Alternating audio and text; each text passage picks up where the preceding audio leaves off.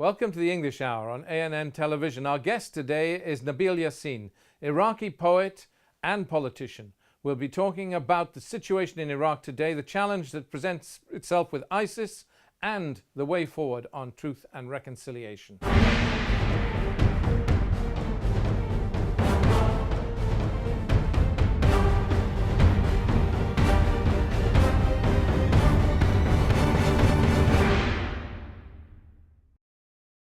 Our guest today is Nabeel Yasin, and Nabeel is a poet and indeed a politician and a journalist. It's an honor to have him with us here today on ANN.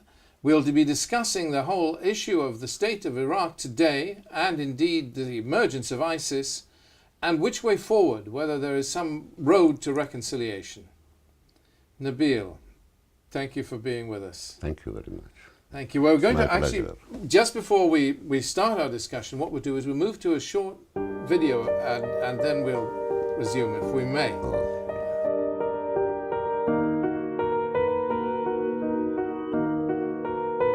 Some argue that the current crisis in Iraq is a direct consequence of the sectarianism that emerged in the aftermath of the 2003 War of Liberation.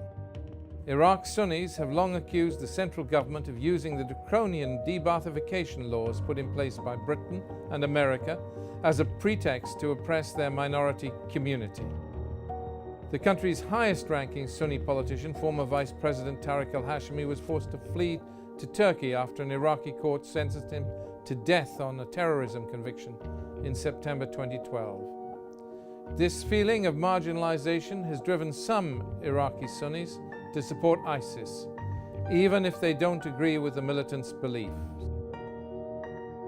General Martin Dempsey recently said that the fight against ISIS would remain a very challenging task unless the Iraq government is able to win over the Sunni population. Experts also argue that Iraq cannot win against ISIS without Iran, and that the US should seize the opportunity presented by the Iraq crisis to reach out and engage Iran. Iraq needs reconciliation, not weapons, to overcome ISIS. The Truth and Reconciliation Commission was seen as a crucial component of the transition to full and free democracy in South Africa and is considered a success. Nabeel is one of those who hope to set up such a commission in Iraq and repeat the success of the South African experiment. You're a poet, first and foremost. You started writing poetry as a young man in Baghdad. You're Baghdad born. And you became, over time, a journalist as well. You wrote for many famous newspapers, including the famous or infamous Al Thawra. I remember it well because I remember meeting its one-time editor, Naji Al-Hadithi, who became cultural attaché in the UK. But the Al Thawra, you started writing for Al Thawra and working in a particularly difficult environment because Iraq was a Baathist society. Well, more to the point, because it's not Baathism per se which was the problem, but Saddam Hussein, who became the dictator of Iraq. You fell foul of Saddam and had to flee Iraq. That's true, isn't it?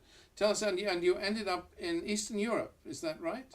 I was in Lebanon first, and then I moved to Hungary.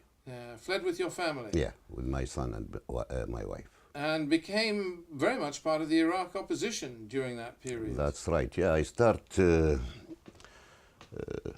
opposed the regime in Baghdad, actually, in 1976. Saddam Hussein forbidden my name, and he blocked me from writing in any newspaper. Really? Yeah. And I was journalist before the Ba'ath Party came to the power in 1968 in Al-Thawra newspaper. And then they continue the same name, Al-Thawra newspaper, when Tariq Aziz became editor-in-chief, and he removed me and sent me to another journal called What Al-Jumhuriyya. excuse did he give?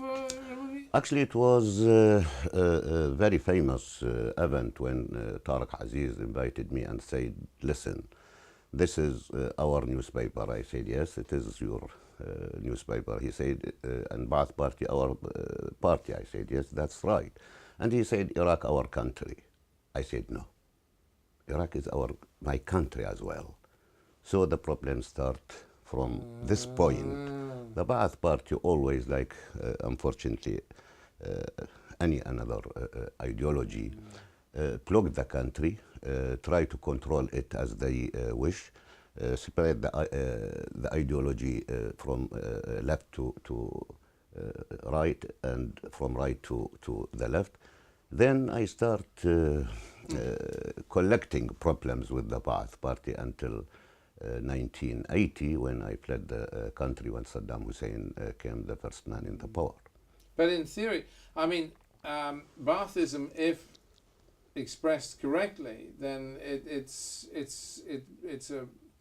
quite a free approach, a very liberal approach. The problem really in Iraq, as the way it went with men like Tariq Aziz, I remember meeting Tariq Aziz, they became, I mean, empire builders, they became so, he's a very difficult man, actually. He is very difficult and depend on the blacklists. Yeah. He loved to make blacklists against the writers, That's poets, artists, and other people. You could talk to him for one moment and he'd be as sweet as sugar, and then he'd turn into a really aggressive man suddenly. And when he became in the Ba'ath Party leadership in 1974, he started to change the environment of the culture and the media in Iraq, and he started to put names in the blacklist. My name was, unfortunately or fortunately, the first name in this list. So you fled, had to flee, you were forced to leave Iraq, and then sometime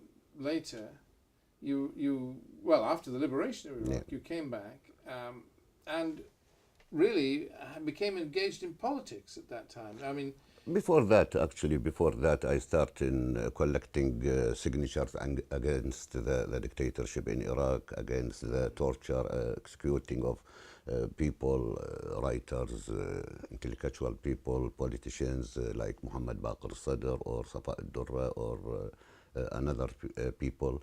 So my problem, I was and I'm still independent politician in very, very huge opposition scapeland. You actually started a political party a little later, didn't you? Yeah, after 2003, I formed a small liberal movement called Justice and Freedom. Interesting. Yeah, and I went to Iraq in 2010 to participate in the election. And we were 35 people, 19 just in Baghdad, and in 6 or 7 provinces in Babil and Baquba or Diyala and Al-Qut and Imara and Anbar. But we have no chance. We had no chance to win. No, the big parties. But it was good experience. Really. Yes, of course. It was good. So Nabeel, Iraq today. I mean, where are we at? We have a country that is not one country anymore. It appears, anyway, to the outsiders, to be 3 countries. One, a Kurdish nation, one, a Shiite nation, which includes the center, the Baghdad, and so on, and one, a Sunni nation, which is becoming a region of total chaos, really, but nonetheless is quite separate. I mean, as things stand, is this enough to make you weep, actually, the way Iraq has split up? Do you see any, is it like an egg that's broken that you can no longer put together, or is there hope of? No, we can put together the 3 nations if you wish. Before 90s, all the Iraqi parties stand on united Iraq. The loyalty was for the Iraq. But after the invasion of Kuwait, the idea of inventing Iraq start affecting the Iraqi political culture and thought. That Iraq invaded by 3 states, Mosul, Baghdad, and Basra. That, of course, was administration split, but Baghdad, Basra and Mosul were under the control of Baghdad. until 1914, the beginning of First Yes. War. I think if we speaking about nation in Iraq, we should speaking about history and culture. Yes, Iraq always was the path for the people, for the Sumerian, for the Akkadian, for the Assyrian, for the Elamiyin, for even for great Alexander. So Iraq always was in the heart of the world. That means everybody can come to live in Iraq, especially after the establishment of Baghdad as a capital for huge Islamic empire in the 9th century. If we say nation, army, that means we need a state. The problems of Iraq now, the state is very, very weak. For this reason, the Sunnis said, I was in the power for 14th century, so you have no right to take it from me. The Shia said, you deprived me of the power for 14th century. I have right to share it. So I think we need a special national thought according to national vision, which said, you are Iraqi, I'm Iraqi, I have a right to live with you. You have a right to share the power with me. I have a right to share the power with you. But unfortunately, the Iraqis now suffering from the violence, which take two faces. One, political faces, and another face, and another sectarian face. We know all the Ba'ath Party was, the majority in Ba'ath Party during 40s and 50s and 60s were Shia. From Imara, from Najaf, from Karbala, Yes, from I suppose, Nasiriyah. yes. Even the founder of Ba'ath Party in Iraq was Shia from Al-Janub. His name? Fuad al-Rikabi, Okay, yeah. who executed in Saddam in 70s, early 70s. So later on, when Saddam Hussein became the first man in the power, he started to isolate the Ba'ath Party even from the Sunni. So just his family, his tribe, and Yes. very, very tough loyalties from several towns Yeah. and small areas. So we couldn't say the Ba'ath Party is Sunni party. And we couldn't say all the Sunni is Ba'athist, or all the Ba'athist is are very bad. No, we should separate, put differences between the Ba'ath Party and the Sunni sect. The Sunni is a religious sect, but the Ba'ath Party is political party. During 40s, Yes. started from Al-Nasiriyah, from South Iraq, and then went to North Iraq and to the West Iraq. So I think we need to be clear when we speaking about Iraq or about the Iraqi issue or about the Iraqi crisis. I think we failed to realize two stages since 2003. One, transitional justice. We lost this opportunity to make civic reconciliation according to the law. Well, that's our fault, isn't it? I mean, that's the fault of the British, the Americans. I mean, Bremer put in law number 1. Unfortunately, it was Iraqi demand from several parties, from Kurd, from Shia as well. To It have was this, full. the Baathification law was Iraqi demand? As the Americans said, it was Iraqi demand. So we realized this demand for Kurd and for Shia. Because in But a sense, this is the core issue. We look at Iraq today with the emergence of ISIS, or Islamic State, if you like to call them that. They have fed on sectarianism. This feeling that the Sunnis are in some way disempowered or not part of today's Iraq. And the core issue that generates this sectarianism on the part of the Sunnis is this feeling that they are marginalized because of the debathification laws which they see as targeting themselves. Is that fair, or?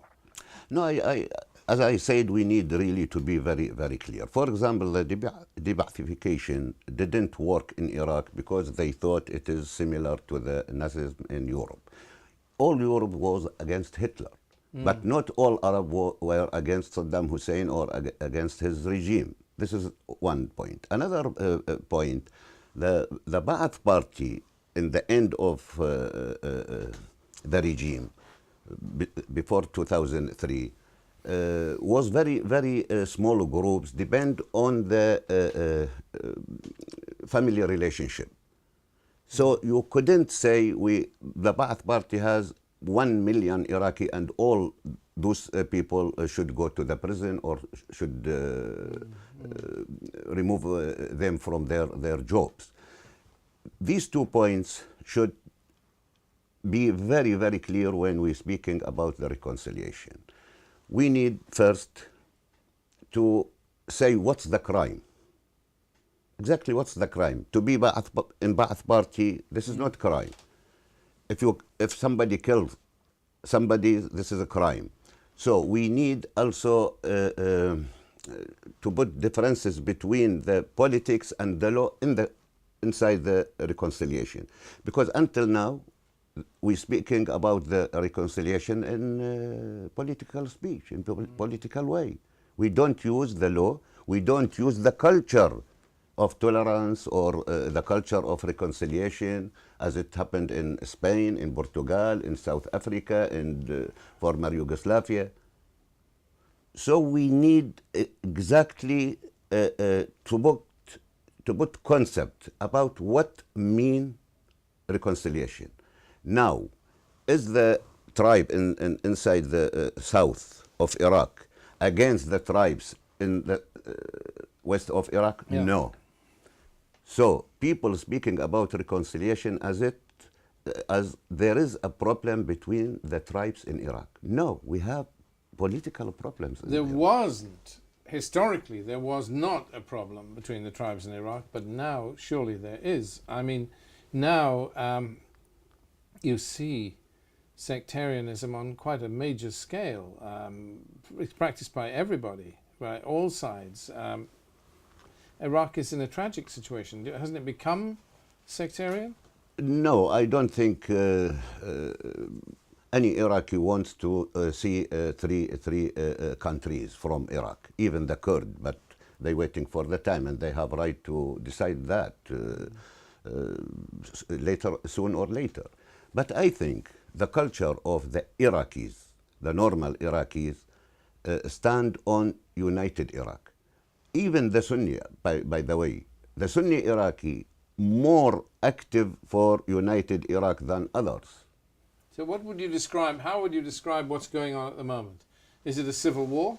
I mean, you have... No, always I'm saying since 2004 and 5, there wasn't civil war in Iraq. There is a political war between the parties. I think if we push the middle class again, the civilian middle class again in the front of the political process, we will succeed to minimize the crisis between even the tribes. We need really the third part, if you wish. We don't need this religious party against the Ba'ath Party, and then whole the society became victim for this idea. We need always, as I told even Mr. Al-Maliki 6 years ago when I made huge conference in Baghdad about civic reconciliation, about the role of middle class, about the role of Iraqi elite in the political process. We need really third part which depend on the middle class, about the academics, about the journalists, about the writers, about the businessmen, about the lawyers. So this third path is, and this is what you're talking about when you say we should have some sort of Truth and Reconciliation Commission. Exactly. But do you, along the South African model, similar to the South African model? Why not? If this model succeed in South Africa, we can make this model, or we modify this model according to the Iraqi situation. What Iraq needs to realize the civic reconciliation according to the South African model or to Iraqi model. And then you would remove the de-Baathification laws and put in a Of truth course, and it reconciliation doesn't mean commission? anything. I think the de-Baathification order made a huge crisis in the political process, rather than be useful for the Iraqis. Just political using for this order. And you think this could work? That you would have some sort of qadi, some sort of judge, who would sit there and people would confess, as it were, their failings, and then there would be some absolution, some process of, okay, Ma'alesh, we start again. That's essentially what you mean, isn't it? Okay, doesn't happen anything, we can start again. That will depend or stand on the interest of whole Iraqis, Sunni, Shia, Kurd, Ba'athist, non-Ba'athist. But give the people their rights, and then say, Ma'alish, nothing happened, we can be brothers again.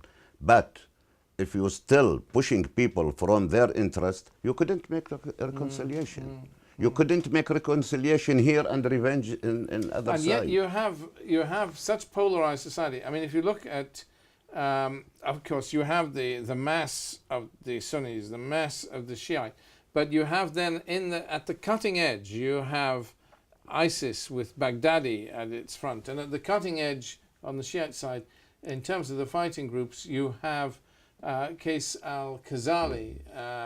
I mean, men that represent very extreme sectarian positions, both Iraqi. But while men like this are in the lead, how can Iraq ever get to the... I mean, do you see Hyder al-Abadi, people of this kind, as being men of the caliber to lift Iraq out of this morass that it's in? Of course, we need national army. Depending on the national morals and ethics, that means the Iraqi army doesn't kill Iraqi people. For this reason, if there is no national army, you see several groups, armed group, going from south to north to fight, or coming from north to south to fight. We need really strong government. That means strong laws and strong legislations, which we didn't see since 2003, or actually since 2005, when the Iraqi parliament start giving legislations for, unfortunately, for MPs privileges, like high salaries, like cars, like another things. So we need really to give all the Iraqis their right according to their nation, not to their sects or another identity. Unfortunately, there is no Iraqi identity now, but we have another identities, several identities. The tribe became identity for many people. The sect became identity for many people.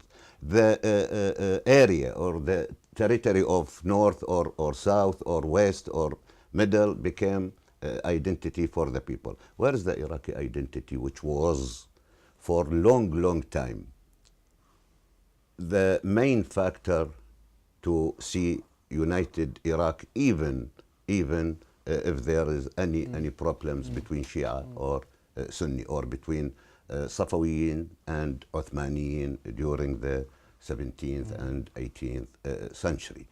I think everything depends on the rights and interest. In the second chapter of Iraqi constitution, there is very good chapter according to the civic rights in the West. They took it from West and put it in the Iraqi constitution. Why we couldn't force the politicians and the government and the others to fix these rights and to respect these rights and to give these rights to the people. So there is a gap, huge gap actually, between the political class and the citizens. Are the politicians are part of the problem, really? I mean, They became problem, unfortunately. because the de-Baathification laws were not as extreme, and then a justice committee was set up in Iraq that made them tougher, not less tough, tougher, and that happened just a couple of years ago. So that there has been increasing sectarianism even before the emergence of ISIS. That's true, isn't it? I mean, The ISIS is the result of 10 years of crisis and problems in Iraq. It is not became suddenly and captured and seized Mosul or Nina. It's step by step became as a fruit from the Iraqi crisis since 2003. is this the fault of the Western nations, America and Britain? And I don't want to blame anybody. I want to blame the shortage of the thought inside the Iraqi political. The second stage, which the Iraqis didn't realize, the transition to the democracy. Until now, we have no culture for the democracy. Even the politics in Iraq didn't know what means the law. But there is great enthusiasm for democracy in Iraq. You see it when, I mean, I was there for the elections this year, and Iraqis themselves are very enthusiastic, at least certainly in places like Baghdad, and even in Kirkuk, or where we were also. I'm speaking about the political class, not about the people. The people understand the democracy and practice the democracy better than politicians. Yeah, I suppose. You have, it's interesting, you have the highest paid parliamentarians in the world. In El Alamiya, the entire world, nobody is paid more than an Iraqi member of parliament. Especially with their expenses, which are quite amazing. One British newspaper said every minute cost the Iraq $20 for the MP. Yes. It is remarkable. It's a very good job if you can become an Iraqi MP. But having said that, this is part of the corruption in Iraq. Yes. Because any parliament, you remember here a couple of years ago, about small expenses, they became, they made bigger problems. Maybe not so small, but still, yes, we had our problems. Yeah, but the ethical and the ethical theory is more important than a practice about inside the corruption. To be honest, that's principles. Yes. And this should be inside the politics. Many politicians in Iraq said there is no ethics in the politics. No, this is just it's fake idea about the politics. Yes. Especially inside the democratic regime. We don't speak about the dictatorship. Maybe the corruption should be with the dictatorship, not with the democracy. And the present leadership that's emerged, I mean, it's interesting. Iraq has had a transition of sorts. Maliki has gone. Hyder al-Abadi has come. Yeah. So there is maybe not a perfect democracy, but up to a point there is a functioning democracy. We haven't got a new Saddam Hussein. No. No. So it is not entirely bad, the democracy in Iraq. No, I think there is a good experience for democracy in Iraq, but of course it is not complete democracy. No. But minimum we have the principles of the democracy. First time in Iraq there is no dictator can kill his enemy or his rebellant or his brother or his nephew because he have another idea. And this is very good. People can vote for anybody they want. Okay, the result maybe will be different for many reasons. One of the reasons, the law of the election. We should change some laws regarding the election. We should also put more censorship on the result of the election. This is, I think, this is a practical point rather more than Yes. something bad in the Yes. constitution or in democracy itself. Interesting, because in the first election, was it 2000? You had the 2005. 2005. In December 2005, the same time as the same year as the referendum on the constitution. Yeah. But in that first election, Iraq had national constituencies, one nation constituencies across the entire nation, which is it's not that unusual. Many countries have, well, not many, but some countries have this. Indeed, famously, although it's not a fair comparison, but Israel has one nation constituencies. So, and the reason that this happens is these are nations where there are a number of different minorities or a number of different groups. Because then when you have one nation constituencies and cross-party lists, you get fairer representation for the small groups. Iraq switched in 2010 to basically to constituencies, to regional constituencies by governorate. Made it much more difficult for small parties to become elected, and some would argue much less fair in a society in which you had many different cultures, because, and that's the beauty of Iraq, is its many different cultures. It is almost exquisite in the entire world. You don't get... It's a historical situation as well. Yeah, so this, I think, possibly was a mistake. But I don't know. I'm not Iraqi, but this change that happened prior to the 2010 elections, which made it much more difficult for the small groups to be represented. I mean, would you would think that yourself, no? Or? Yes, we lost the election because we were a small group and liberal group. We have people inside the Iraqi society, but because of the situation which you explained, wasn't any opportunity for small groups to win even one seat in the parliament. So for this reason, we should call for the change in the legislation of election to push or to open door for the small liberal group to be representative in the Iraqi parliament in the future.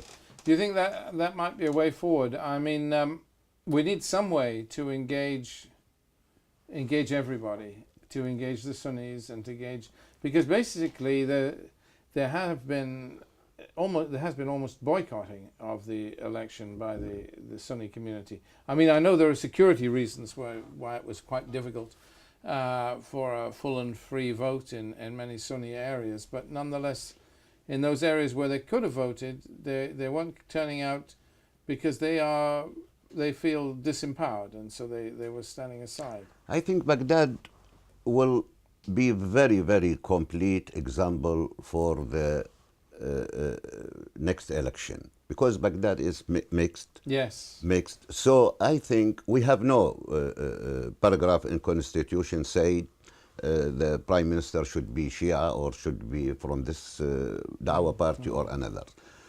But because of the transition of democracy since 2003, we still have a sectarian thought because of the long history of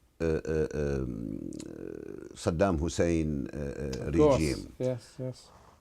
Many Shia want to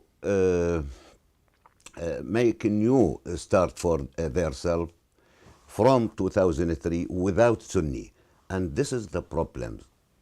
On the other side, many of those people in Sunni provinces also want to continue their mind that the power in Iraq was Sunni power since 14th century. I think if we depend on the political thought and we gather people in one movement or two movements, Sunni, Shia, Christian, Muslim, non-Muslims, so this will be another solution, or I don't say just only solution, but one solution for this So situation. it's an element in the answer, but will it by itself, it won't get rid of ISIS? I mean, ISIS is, or Islamic State, whatever you call them, they are a feature of life, and we can't merely bomb them out of existence. Do you see that, you believe that if we give the Sunni community more of a share in the future of Iraq, then ISIS will fade away, or what do you... As I said, ISIS is fruit of the long crisis in Iraq. If we going to the third, not to the half, majority or minority, if we going to the half for the Kurd, third for the Kurd, third for the Shia, third for the Sunni, maybe we can avoid any long crisis affecting the political process in Iraq and affected the society and helping ISIS and another armed group which using violence against the Iraqis. So I think we should review the principles of the Iraqi political process according to the shared interest, not to control or dominate all the situation for me. And always, as you know, the result of the election doesn't reflect the truth inside any society. It's like a period after period, the mind has been changed in Iraq. Now, the majority of Sunni, the majority of Shia on the ground need to be together and united. Otherwise, they will see three Iraqs, but no one of the three Iraqs has opportunity to establish or to see the future for the new generations. So you... All Iraqis will lose, and all Iraqis will blame themselves after another 10 years if they go to three countries. Yes. So there's a question of bringing it back, because in a sense it is three. You believe in a secular Iraq, effectively, a secular government? Of course, secular government and civilian government which give all the Iraqis their rights according to the constitution. Always I'm saying the secular government respect the rights of the religious people more than the religious state itself.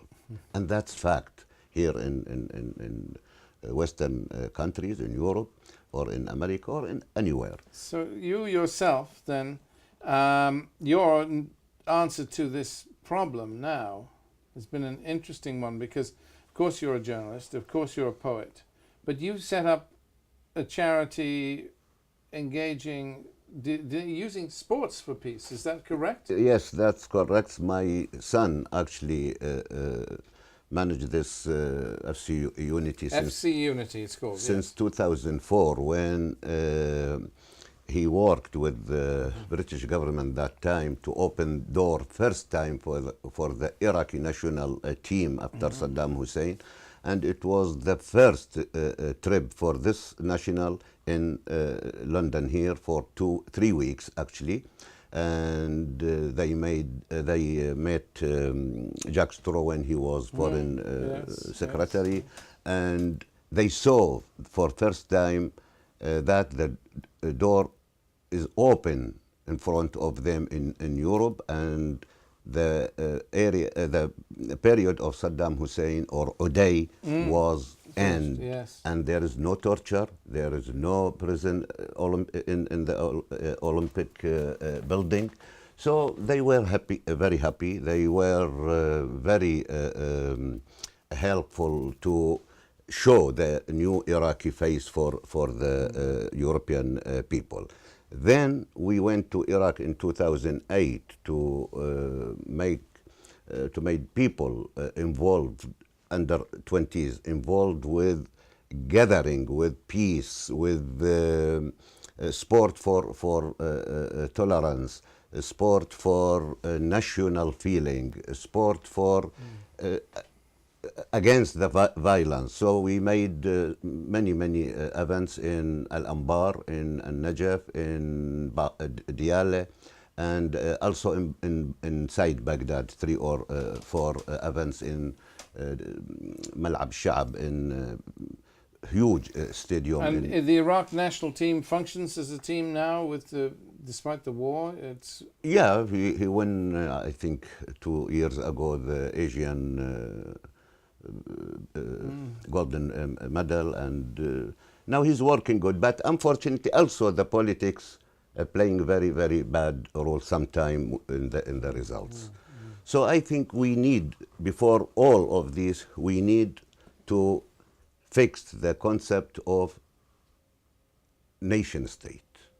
And according to the nation state, we can fix national army, national society, united society. But did you just say the politics is playing a part in the results of the football matches? Yeah, unfortunately. So that's not actually going to, that's not very encouraging. As anything politicized in Iraq, violence, corruption, and sport as well. Wow. Even reconciliation. That's what I try to show to the people. The reconciliation is justice issue.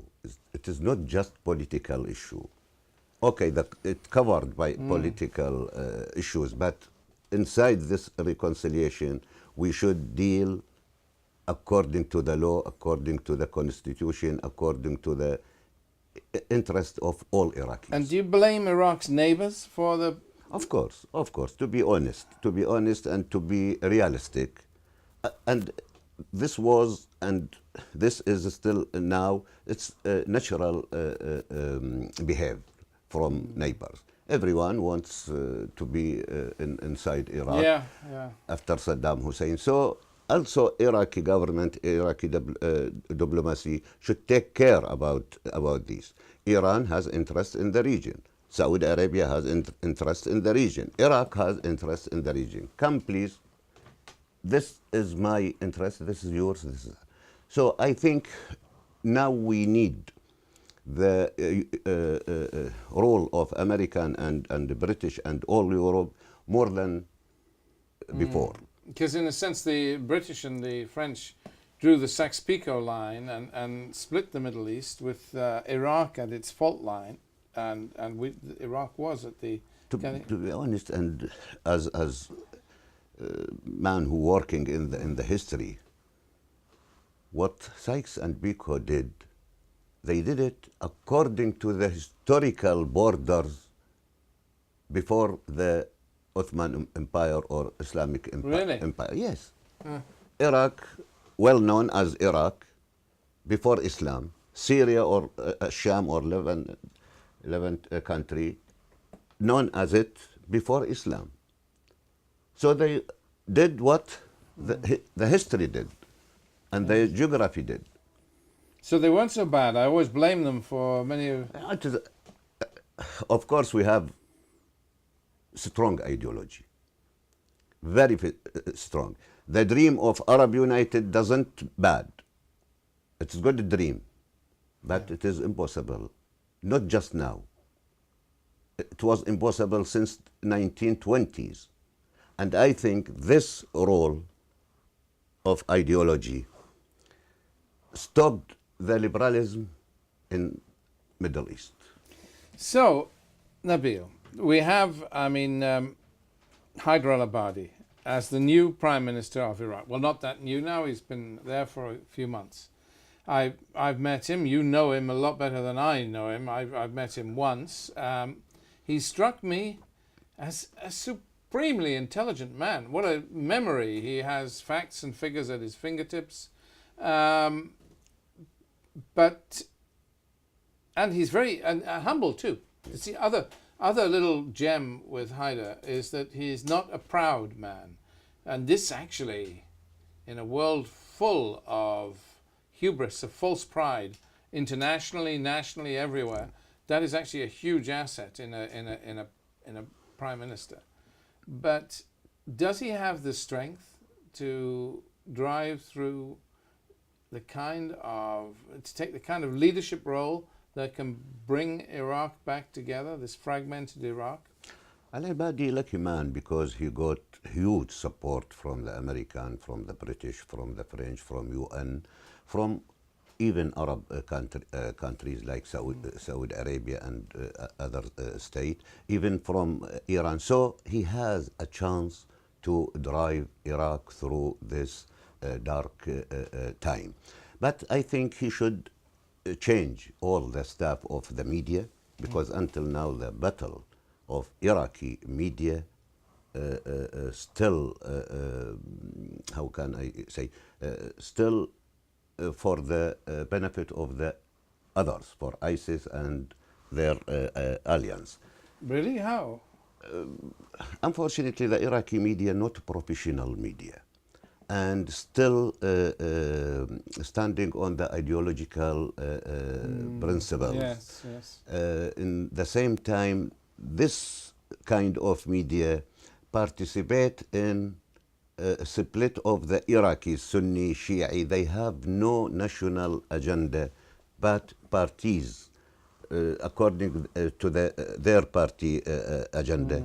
And in the same time, I think Al-Ibadi has to open dialogue with all Iraqis and put a roadmap going to the reconciliation as soon as it possible. And do you think he has the strength? Does he have the strength to move, particularly to move forward on your key policy, the idea of a Truth and Reconciliation Committee? Exactly. You think he has the power, the authority? I mean, he has to deal with people like Ahmed Chalabi, who have been pushing for de-Baathification and increasing levels of de-Baathification. I think 10 years since, or more than 10 years since 2003, pushed many people outside of their influence, and the Iraqis has a chance to move forward without the idea like de-Baathification or another idea which stopped the political process to be changed as real democratic process. Oh, bless your heart. I do hope you are right. I do hope so, Nabeel. It's been an honor and a privilege to have you with us as a guest on A&M. Thank you very much. I would like, before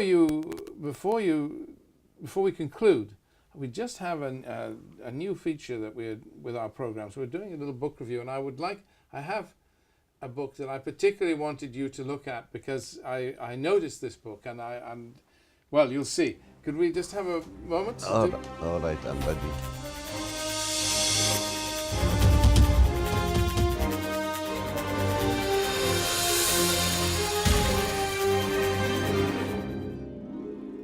We have this book, which we have found, and it is an amazing one. The Poet of Baghdad, a true story of love and defiance by Joe Tatchell. This book is about you. Yeah. Your story.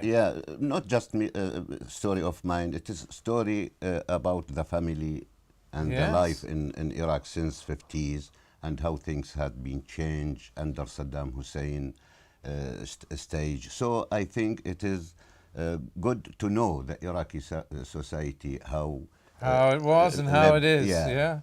Tell me, and the Poet of Baghdad, we've talked a lot, but we haven't really talked about your poetry. Can you give us a short poem in Arabic?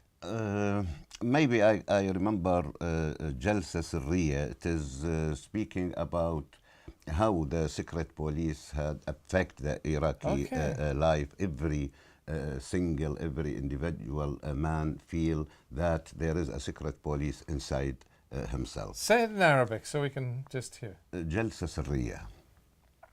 مرات أجلس في نفسي وأسد منافذها أغلق أحكم أغلاق الجلسة فأرى شبحا يخرج من نفسي ويراقبني. Oh, bless you, Nabeel. Well, Nabeel, thank you so much. Thank you the very Poet much, of Baghdad, William. thank you Thank for you. being with us. Thank you very It's much, my and pleasure. I shall read this book with great interest.